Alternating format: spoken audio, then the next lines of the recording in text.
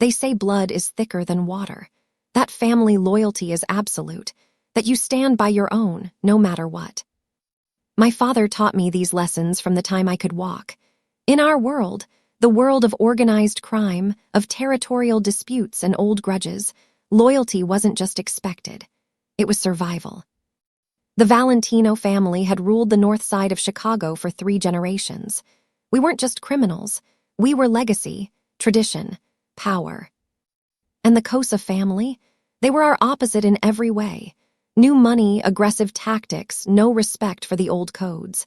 They'd been encroaching on our territory for 5 years, pushing boundaries, testing limits. My father, Antonio Valentino, had been patient. Too patient, my brothers said, but patience was ending. War was coming. I knew all of this. I'd grown up in strategy meetings, learned business over family dinners where business meant drugs, weapons, and protection rackets. I wasn't naive about what we were. But I never thought I'd become a weapon in that war. My name is Catalina Valentino. I'm 26 years old, the only daughter of the Valentino boss, and 3 days ago, I was kidnapped by our greatest enemy. But that's not the worst part. The worst part is that I'm starting to question everything I thought I knew about loyalty, family, and which side I'm really supposed to be on. Because Dante Cosa, the man who took me, the man I'm supposed to hate, might be the first person who's ever told me the truth. This is the story of how I was stolen by the rival, and how that theft changed everything. I should start by telling you who I was before the kidnapping, before Dante, before my entire world turned inside out. My life was carefully constructed. Every detail planned by my father, approved by my brothers, designed to present the perfect image of Valentino power. I lived in a penthouse apartment in the Gold Coast, purchased through legitimate business fronts, of course. I worked as an art consultant at a gallery we owned, a respectable cover for a woman in my position. I dated men my father approved of, attended charity galas that were really networking events, and smiled pretty for the photographers who documented Chicago's elite. To the outside world, I was Catalina Valentino, art world darling and socialite. Inside our world, I was the Principessa, the princess of the North Side, untouchable and carefully guarded. I had 2 older brothers, Marco, 32, our father's heir and enforcer, and Luca, 29, who handled our financial operations. They were protective to the point of suffocation. I couldn't go anywhere without guards, couldn't date anyone without background checks, couldn't make a decision without their input. It was a cage made of gold and good intentions, but it was still a cage. Not that I complained. This was my life, my legacy, my responsibility to the family that had given me everything. Until the night of the Castellano wedding. The Castellanos were allies, an old family like ours, traditional, honorable.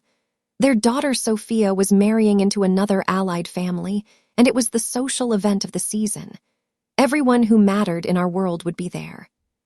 Which meant security would be tight. Which meant I'd be safe. Or so we thought. I wore a red dress that night, silk, elegant, expensive. My dark hair was swept up, diamond earrings catching the light. I looked exactly like what I was supposed to be, beautiful, expensive, untouchable. Marco and Luca flanked me as we entered the ballroom. Our father was already inside, holding court with other family heads.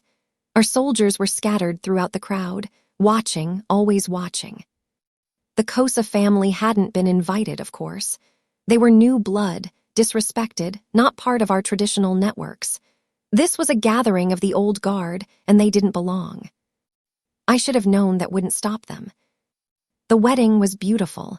Sophia looked radiant. The food was exquisite. The music was perfect. I danced with appropriate partners, made appropriate conversation, played my role flawlessly. I stepped outside onto the terrace at 10:30, needing air, needing a moment alone. One of our guards stood at the door, another at the terrace entrance.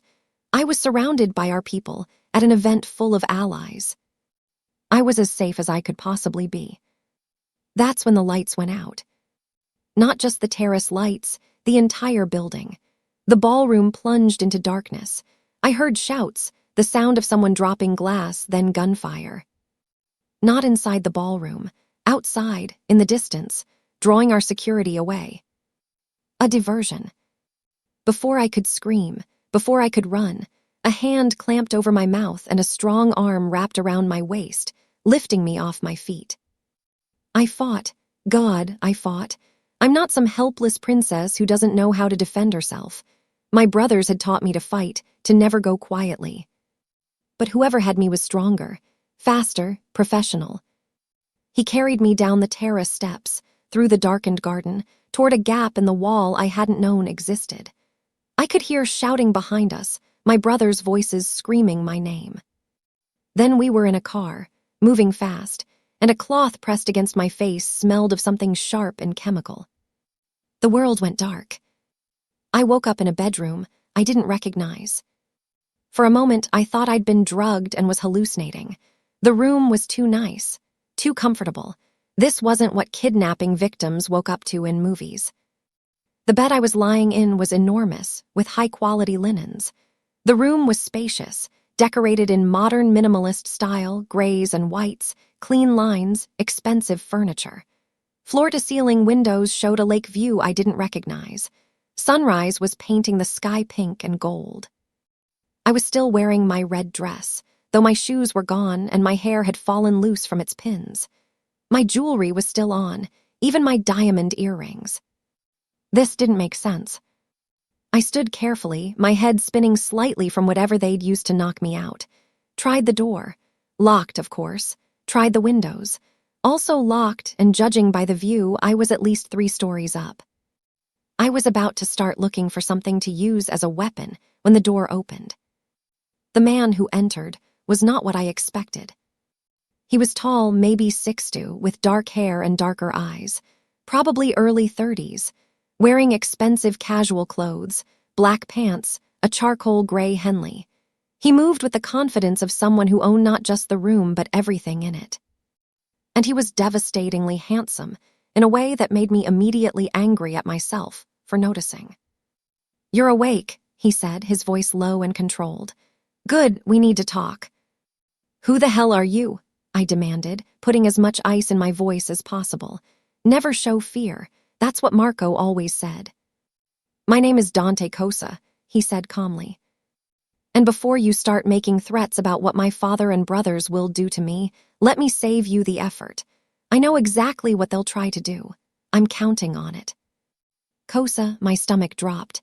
You're your family's enemy, yes." He moved to a chair near the window and sat, gesturing for me to take the bed.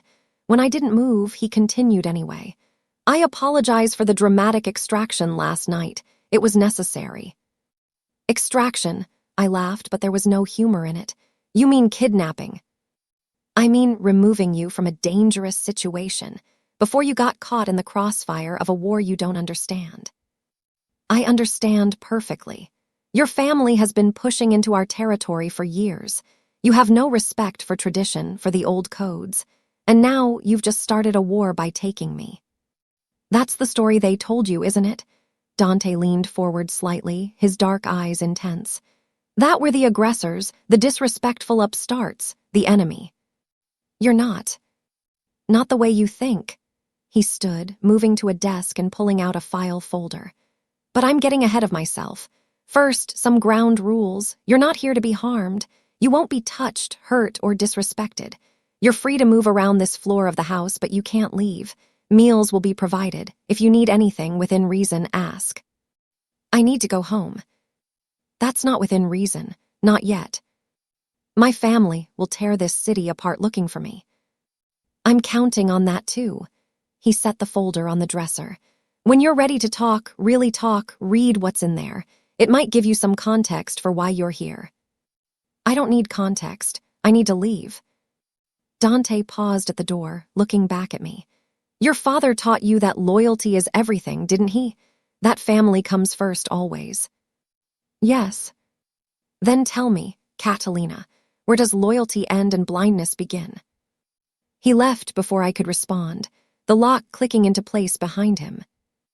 I stood there for a long moment, his question echoing in my head. Then I grabbed the folder from the dresser and threw it across the room. I didn't want his context. I didn't want his perspective. I wanted to go home. But as the day wore on, as no one came to rescue me, as I sat in that beautiful prison and thought about Dante's question, curiosity began to gnaw at me. Just before sunset, I picked up the folder and began to read. The folder contained documents, financial records, police reports, photographs, recorded conversations transcribed to paper, all meticulously organized and annotated. At first, I thought it was fake. Propaganda meant to turn me against my family. That's what prisoners of war do. They break you down psychologically before they break you physically. But as I read deeper, cross-referencing dates and names I recognized, a sick feeling grew in my stomach. Because if these documents were real, everything I thought I knew was a lie. The first section detailed my father's business operations, not the legitimate fronts I knew about, but the real operations underneath. I'd always known we dealt in protection, gambling, some loan sharking. Victimless crimes, my father called them, services people wanted. But these documents showed something else entirely. Human trafficking. Girls as young as 15, brought in from Eastern Europe, forced into prostitution. My father's signature on the invoices. My brother Marco's name on the ledgers. I felt bile rise in my throat. The second section was worse. Evidence of my family's involvement in the opioid crisis. Not just distribution, that I could have almost understood in a twisted way, but manipulation. My father had worked with pharmaceutical companies to push pills in neighborhoods, creating addicts, then controlling the supply of both legal and illegal opioids. There were casualty reports, overdose statistics, photographs of dead teenagers, their faces blurred but their ages listed. 16, 19, 21, 14. 14. The third section detailed territorial disputes, but not the way my family had explained them. According to these documents, the Cosa family hadn't been encroaching on our territory. They'd been trying to shut down the trafficking operations. The violence hadn't been aggression, it had been defensive. We'd been told they were starting a war, but according to this evidence, we'd been the aggressors all along. The final section was the worst, because it was about me. Photographs of me at gallery events, at charity functions, at society dinners. Always smiling, always beautiful, always respectable. And beneath each photo, a notation. Money laundered, $2.3 million. Front for trafficking meeting. Drugs moved through gallery shipment. My art gallery, my respectable cover, my legitimate career. It was all fake, not just fake, complicit. I had been unwittingly laundering money, providing cover for crimes I couldn't have imagined. Every painting I'd authenticated, every shipment I'd approved, every event I'd hosted, I'd been part of it. A beautiful, smiling accessory to horrors I didn't even know about. I dropped the folder, my hands shaking, ran to the attached bathroom and vomited. When I came out, Dante was sitting in the chair by the window, waiting. "It's fake," I said, but my voice cracked. "It has to be fake." "I wish it were." His voice was gentle, which somehow made it worse. "I'm sorry, Catalina. I know this isn't easy to process." "Why?" I demanded. "Why show me this? Why not just—" I gestured helplessly. "Because you're not your father." Dante stood, moving closer but maintaining distance. "You're not your brothers. You're a victim in this too, just a different kind." "I don't understand any of this." "Then let me explain." He pulled the chair closer and sat down, leaning forward with his elbows on his knees. 5 years ago, my younger sister Gabriella was 17, beautiful, smart, full of life. She got involved with the wrong crowd, started using pills. Within 6 months, she was addicted to opioids. His jaw tightened, pain flashing across his face. "We tried everything. Rehab, therapy, interventions. Nothing worked. The supply was too easy to get, too cheap, too everywhere. And we couldn't figure out why until I started digging into who was controlling the flow." "My father," I whispered. "Your father," he confirmed. By the time I traced it back to the Valentino family, Gabriella had been clean for 2 months. We thought she'd beaten it. Then she relapsed, overdosed. She was 19 years old. "I'm sorry," I said and meant it, "but that doesn't justify." "Kidnapping you? No, it doesn't. But here's the thing, Catalina. After Gabriella died, I started investigating deeper, started documenting everything, started trying to figure out how to stop your family from destroying more lives." He gestured to the folder. "That represents 3 years of work. 3 years of gathering evidence, building cases, trying to find a way to bring your father down legally.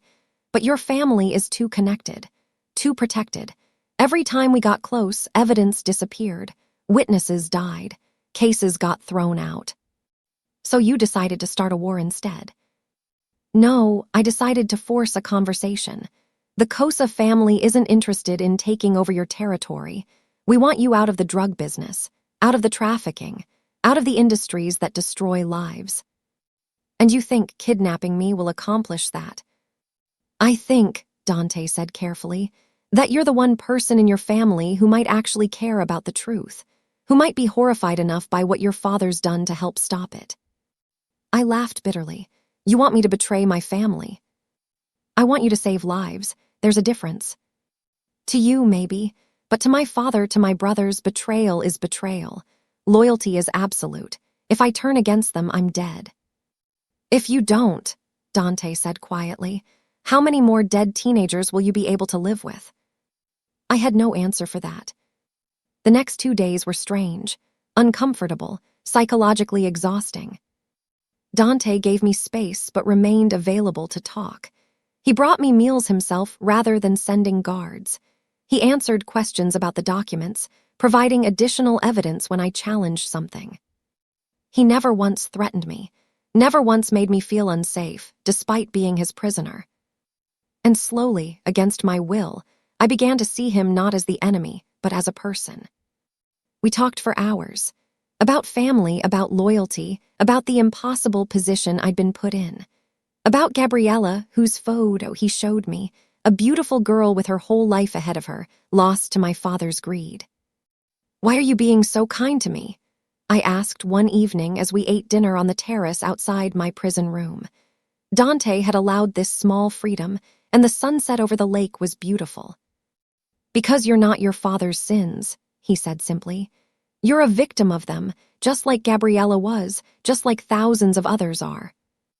"I'm not a victim. I paused, realizing I didn't know how to finish that sentence. "You're a woman who was born into a world she didn't choose," Dante said. "Raised to believe things that weren't true, used as a beautiful face to hide ugly realities. That's not your fault, Catalina."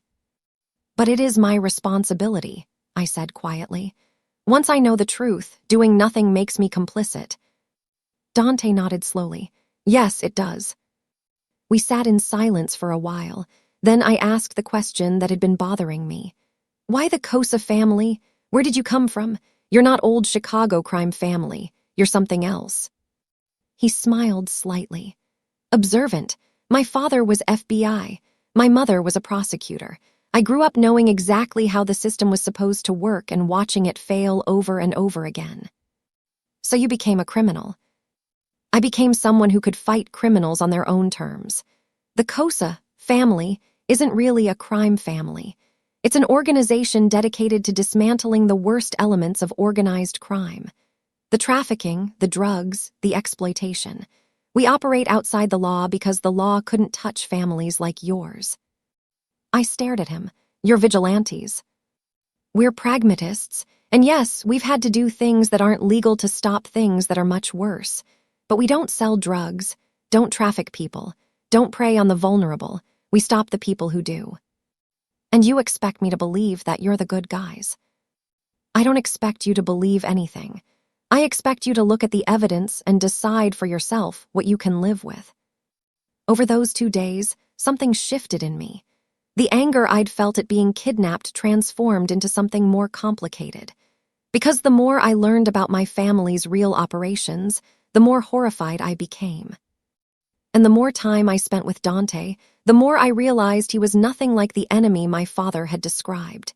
He was intelligent, principled, surprisingly gentle. He treated me with a respect my own brothers never had, as an equal, not a possession to be protected. On the third night, he brought me something new, a laptop. Encrypted connection, he explained. I want you to do your own research, verify what I've told you. I'm not asking you to take my word for anything.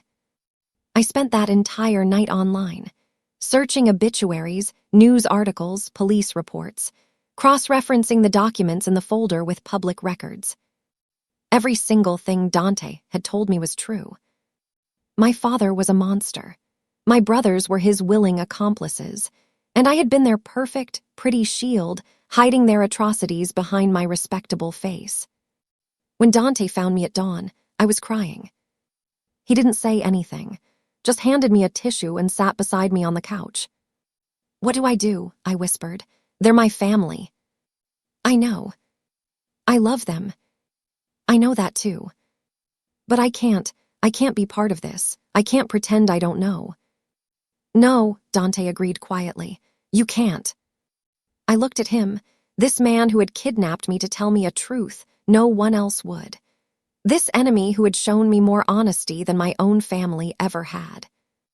Help me stop them, I said. Helping Dante meant becoming a traitor to my family. There was no other word for it. What I was about to do would be seen as the ultimate betrayal. But doing nothing meant more girls like Gabriella would die. More families would be destroyed. More lives would be ruined while I smiled prettily at gallery openings and pretended not to know. I couldn't do that anymore. What do you need from me? I asked. Dante pulled out a new folder, this one much thinner. Your father keeps the real ledgers in a safe in his study. Marco has access codes to offshore accounts. Luca has contact lists for the trafficking operations. We need all of it. You want me to rob my own family? I want you to gather evidence that can actually put them away. Not just make them uncomfortable, but end their operations permanently. Evidence that's so damning, so undeniable, that even their protected connections can't save them. And then what? Witness protection. A new life somewhere, always looking over my shoulder. Probably, Dante said honestly. This isn't a fairy tale, Catalina. There's no happy ending here, just the right choice and the consequences of making it. But you'll help me. You'll keep me safe. Something flickered in his eyes, an emotion I couldn't quite name. Yes, I'll keep you safe, I promise.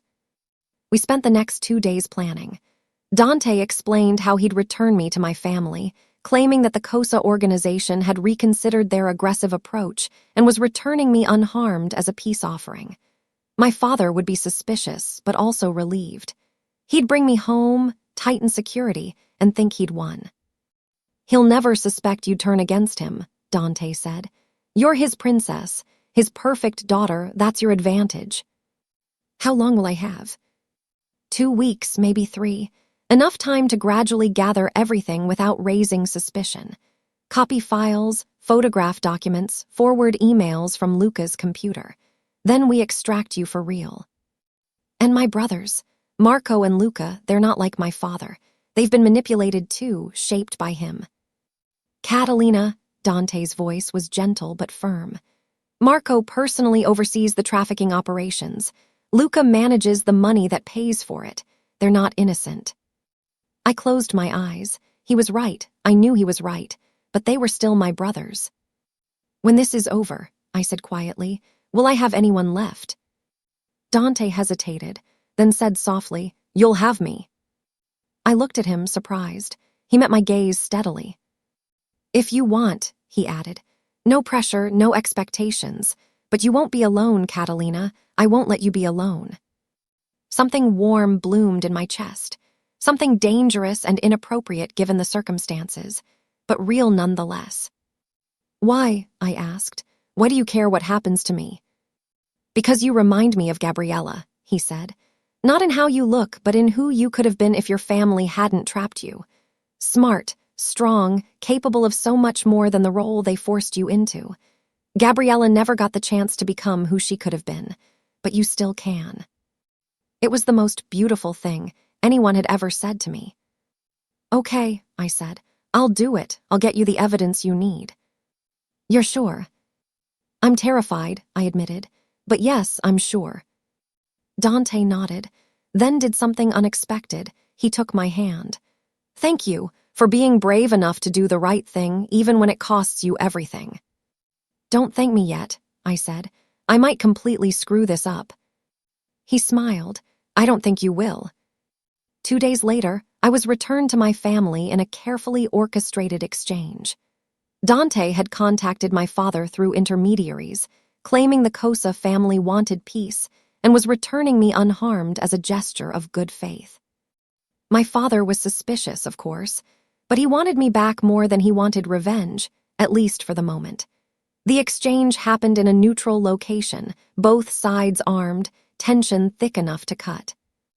When I saw Marco and Luca waiting beside my father, I had to fight the urge to run to them.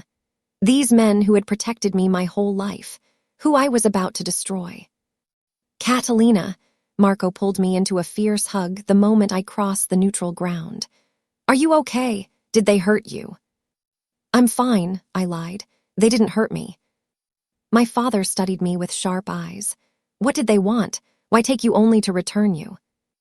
I don't know, I said, which was the truth. I didn't know his real motives, only what he'd told me. They kept asking questions about our operations, our territories. I didn't tell them anything. Pride flickered in my father's expression. Good girl, you're loyal. Not like these Cosa cowards who take women and then return them when they realize they've bitten off more than they can chew. I glanced back at Dante, who stood across the divide with his men. Our eyes met for just a moment. He gave the slightest nod. Then we left, my family closing ranks around me, taking me home. For the next 3 weeks, I played the perfect daughter, traumatized by my ordeal but recovering, grateful to be home, staying close to family, never venturing far without guards. And in the shadows, I betrayed them systematically. I copied files from my father's study while he was in meetings, used my brother's computers when they left them unattended, photographed documents with a phone Dante had given me, untraceable, encrypted. I felt sick every time I did it, physically ill with guilt and fear. These were my family. The men who had raised me, protected me, loved me in their own twisted way. But every time I wavered, I thought of Gabriella's photo, of the casualty reports, of the 14-year-old overdose victim. And I kept going. The hardest part was pretending everything was normal, smiling at family dinners, laughing at Marco's jokes, accepting Luca's protective hovering, acting like I didn't know what they really were. Dante and I communicated through the encrypted phone, brief messages late at night. Are you okay? He'd ask. No, I'd answer honestly, but I'm managing. You're doing the right thing. Doesn't feel right. It never does. That's how you know it matters. By week 3, I had everything. The ledgers, the account numbers, the contact lists, the evidence of crimes spanning decades. Enough to bring down not just my family, but the corrupt officials who protected them. Tomorrow night, Dante's message said. 2 a.m., service entrance of your building, can you make it? I stared at the message for a long time. This was it. Once I walked out that door, I could never come back. I'd be a traitor, a betrayer, the daughter who destroyed her family. But I'd also be free. Free of the lies, the complicity, the cage made of blood money and beautiful things. I'll be there, I typed. That last night, I had dinner with my family. My father told stories about the old days. Marco talked about business expansions. Luca showed me photos of a house he wanted to buy. They had no idea it was goodbye. I love you all, I said as we finished dessert. I want you to know that. My father smiled warmly. We love you too, Principessa. You're the best of us. The words cut like knives. At 1:30 a.m., I dressed in dark clothes, packed a small bag with essentials and the phone with all the evidence, left everything else behind, jewelry, clothes, the pretty things that had decorated my pretty cage. The guards changed shifts at 2 a.m. Dante had told me that. I had a 4-minute window. I made it in 3. Dante was waiting with a car, engine running. I slid into the passenger seat, and we drove away from my old life without looking back. "You did it," he said quietly. "I destroyed my family," I corrected. "You saved thousands of lives. Can both things be true?" "Yes," Dante said. "They can, and I'm sorry that you're the one who had to carry that weight." We drove in silence for a while, then I asked, "What happens now?" "Now we turn over the evidence. Federal prosecutors, FBI, everyone we've been working with. Your father and brothers will be arrested within a week. There will be trials. You'll have to testify." "And me?" "Witness protection if you want it. A new identity, a new life. Or," he hesitated, Or you stay with me, with the COSA organization. Help us finish what we started. There are more families like the Valentinos, more operations to shut down. We could use someone with your knowledge, your skills." "You want me to become a vigilante?" "I want to give you a choice. For maybe the first time in your life." I thought about it as we drove through the dark Chicago streets. About who I'd been, the pretty princess in a golden cage. About who I'd become, the traitor who'd chosen conscience over blood. About who I wanted to be next. "I'll stay," I said finally. "With you, help finish this." Dante glanced at me, surprise and something else in his expression. "You're sure?" "No," I admitted, "but I'm sure about doing the right thing, and I'm sure that I don't want to do it alone." He reached over and took my hand. "You won't be, I promise."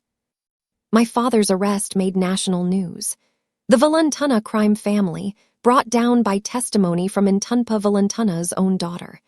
The headlines called me a traitor, a betrayer, a disgrace to family values. They also called me brave, a hero, a Wuslabla who'd sacrificed everything to stop a human trafficking ring. Both were true. The trials lasted months. I testified against my father, my brothers, and 24 other members of their organization. My father refused to look at me. Marco called me a traitor to my face. Lucca cried and asked why. I had no answer that would satisfy them. The evidence I'd gathered was damning. Life sentences for my father and Marco. 20 years for Lucca, who'd cooperated and shown remorse. Dozens of others imprisoned. Operations shut down across 3 states. And I became the daughter who destroyed her family to save strangers. The Italian community was split. Some saw me as a hero who'd stopped horrific crimes. Others saw me as the worst kind of traitor, blood betraying blood. I couldn't go back to my old life even if I'd wanted to. The gallery fired me. My old friends stopped calling. The society that had once celebrated me now whispered behind raised hands. But I wasn't alone. Dante kept his promise. I joined the CUSA organization, using my insider knowledge to help them target other trafficking operations. It was dangerous work, morally complex, often heartbreaking. But it mattered. We saved lives, shut down operations, made the world marginally less terrible. And somewhere along the way, Dante became more than my partner in vigilante justice. He became my friend, my confidant, my anchor when the guilt threatened to drown me. "Do you regret it?" he asked one night as we sat in his apartment, reviewing intel on our next target. "Every day," I admitted. "But I'd do it again. Does that make sense?" "Perfect sense. Doing the right thing doesn't make it easy. It just makes it right." "Philosophical tonight, are we?" He smiled, that rare genuine smile that transformed his face. "You bring it out in me." "Dante," I said carefully, "can I ask you something?" "Always." "That first day, when you showed me the folder, you said I reminded you of Gabrapala. Was that the only reason you treated me with kindness?" He was quiet for a long moment, then set down the file he'd been reading. "At first, yes, you were Gabrapala's age when she died. I saw her in you, the innocence, the potential that had been trapped by circumstances. I wanted to give you the chance she never got." "And later?" "Later," he said softly, "I started seeing you, not Gabrapala, not the Valentana princess, just Catalina, the woman who was brave enough to question everything she'd been taught, who chose the hard right over the easy wrong, who sacrificed everything for people she'd never met. He moved closer, his dark eyes intense. I started seeing the woman I was falling in love with. My breath caught. Dante. I know the timing is terrible. I know you're still processing everything. I know I'm the man who kidnapped you, and that's maybe the worst possible foundation for. I kissed him. It was impulsive, probably a bad idea, definitely complicated. But it was also the most honest thing I'd done since the night I'd walked out of my father's house. When we pulled apart, Dante looked stunned. I fell for my kidnapper, I said with a shaky laugh. That's either the most Stockholm Syndrome thing ever, or we found each other in the middle of impossible circumstances and made something real out of it, Dante finished. I prefer that interpretation. Me too. He cupped my face gently. I love you, Catalina Valentana. I love your courage, your compassion, your strength. I love that you chose justice over comfort. I love who you are, not who you were supposed to be. I love you too, I whispered, even though you're technically a criminal vigilante who operates outside the law. And you're technically a traitor to your family who helps said vigilante. We're quite the pair. We really are. He kissed me again, and this time I let myself fall into it completely. Let myself have this one good thing amid all the complicated, messy reality of my new life. A year after my father's arrest, I stood in a cemetery on the outskirts of Chicago. The grave was simple, the headstone reading, Gabriela Cussa, beloved daughter and sister, gone too soon. Dante stood beside me, his hand in mine. I wish I could have met her, I said quietly. She would have liked you, would have admired what you did. Would she have forgiven me for being a Valentana? There's nothing to forgive. You weren't responsible for your birth, only for your choices. And your choices saved lives, Catalina. I placed the flowers I'd brought, white roses, for remembrance, at the base of the gravestone. I'm sorry I didn't know soon enough to save you, I whispered. But I'm trying to make sure no one else's sister becomes a statistic. I promise. Dante squeezed my hand. We stood there for a while in comfortable silence, then walked back to his car together, partners in every sense of the word. My old life was gone. My family would never forgive me. Society would never fully accept me. There were nights I still woke up crying, still questioned whether I'd made the right choice. But there were also moments like this, walking beside someone who loved me for who I chose to be, not who I was born as, knowing that the work we did mattered, that lives were being saved because I'd been brave enough to betray blood for conscience. Any regrets? Dante asked as we drove back toward the city. I thought about it honestly, about everything I'd lost, everything I'd gained, the person I'd been versus the person I'd become. I regret that it had to happen this way, I said finally. I regret that my family couldn't have been different. I regret all the lives that were lost before I found the courage to act. But I don't regret choosing truth over loyalty to a lie. I don't regret you.